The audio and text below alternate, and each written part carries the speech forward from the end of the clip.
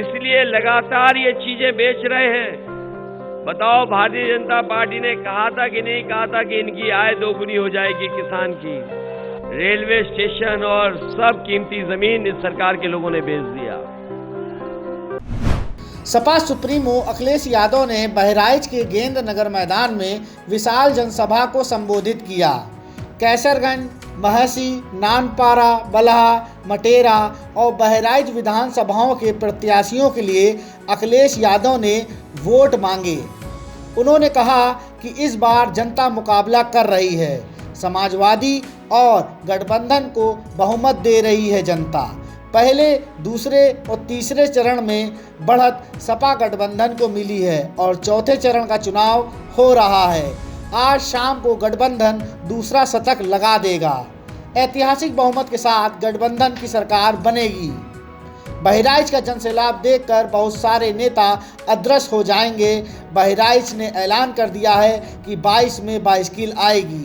मैं पहला चुनाव देख रहा हूं, जनता खुद चुनाव लड़ रही है। बीजेपी के नेताओं के घरों और गाड़ियों से बीजेपी के झंडे उतर गए हैं। क्या इस बार गठबंधन की और समाजवादी पार्टी की ऐतिहासिक बहुमत के साथ सरकार बने?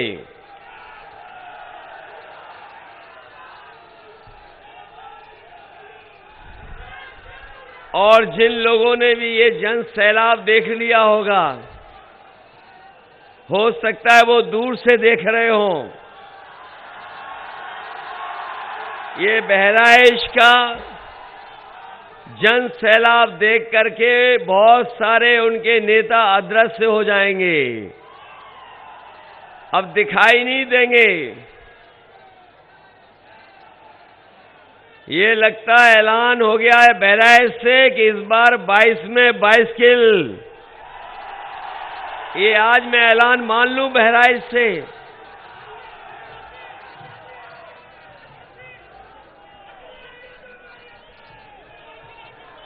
ऐसा चुनाव पहली बार देखने को मिल रहा है जहां जनता चुनाव लड़ रही है।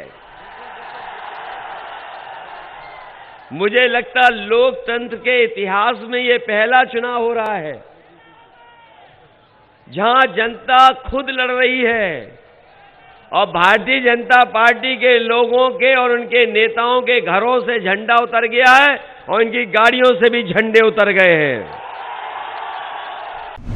अखिलेश यादव ने आगे कहा कि पहले और दूसरे चरण के चुनाव के बाद बीजेपी के लोग ठंडे पड़ गए। चौथे और पांचवें चरण की वोटिंग के बाद बीजेपी उत्तर प्रदेश में शून्य हो जाएगी। उन्होंने कहा कि बीजेपी के नेताओं के बयानों की तुलना करोगे तो पाओगे कि उनसे बड़ा झूठ बोलने वाला नेता और पार्टी कोई नहीं है। बीजेपी के छोटे नेता छोटा झूठ, बड़े नेता बड़ा झूठ और सबसे बड़े नेता सफेद और सबसे बड़ा झूठ बोल रहे हैं। और जो कह रहे थे कि गर्मी निकाल देंगे, जो कह रहे थे गर्मी निकाल देंगे, वो पहले दूसरे चरण में ही ठंडे पड़ गए हैं। और जब तीसरे का वोट पड़ा तो उनके तमाम नेता कार्यकर्ता शून्य पड़ गए हैं। और ये जो चौथे और पांचवें चरण का जब यहां पर वोट पड़ेगा तो आप देख लेना भारतीय जनता पार्टी शून्य रह जाएगी। इनके नेताओं के भाषण आपने सुने होंगे। इनके नेताओं के आपने भाषण सुने होंगे, जानकारी होगी। उनके भाषणों का आकलन कर लेना और सच्चाई से जब तुलना करोगे तो आप पाओगे कि इनसे ज्यादा झूठ बोलने वाला नेता और पार्टी कोई आपको दिखाई नहीं देगी। इनके नेताओं के जब मैंने भाषण सुने तो इनके जो छोटे नेता हैं वो छोटा झूठ बोल रहे हैं और जो बड़े नेता हैं वो बड़ा झूठ बोल रहे हैं और जो सबसे बड़े नेता हैं वो सफेद और सबसे बड़ा झूठ बोल रहे हैं।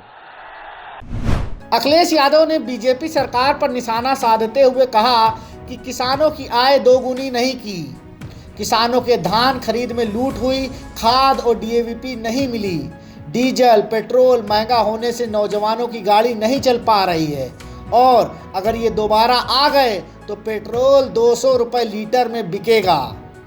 बीजेपी सरकार ने एयरपोर्ट, बंदरगाह, रेलवे, कीमती जमीन सब बेच दी है। दलितों पिछड़ों को आरक्षण नहीं मिलेगा जब सब कुछ बिक जाएगा। यहाँ बड़ी संख्या में लोग हमारे किसान भाई हैं और किसान भाई के परिवार के हमारे नौजवान दिखाई दे रहे हैं। बताओ, भारतीय जनता पार्टी ने कहा था कि नहीं कहा था कि इनकी आय दोगुनी हो जाएगी किसान की? आज हिसाब किताब लगा लो, आज हिसाब किताब लगा लो आप। बताओ, आपकी आय दोगुनी हो गई कि नहीं हो गई? और आपका जब धान खरीदा गया होगा तो धान में सरकार में लूट हो गई कि नहीं हो गई? आप खाद लेने गए तो क्या खाद मिल गई आपको? और डीएपी जब लेने गए क्या डीएपी आपको मिल गई? और इन्होंने ही कहा था, अगर आपको याद हो, कि हवाई चप्पल पहनने वाला हवाई जहाज में चलेगा। जब से डीजल पेट्रोल महंगा हुआ है, हमारे गरीब की गाड़ी और नौजवानों की मोटरसाइकिल नहीं चल पा रही है। बताओ, डीजल पेट्रोल महंगा हो गया कि नहीं हो गया? और आज पेट्रोल 100 पार हो गया कि नहीं हो गया?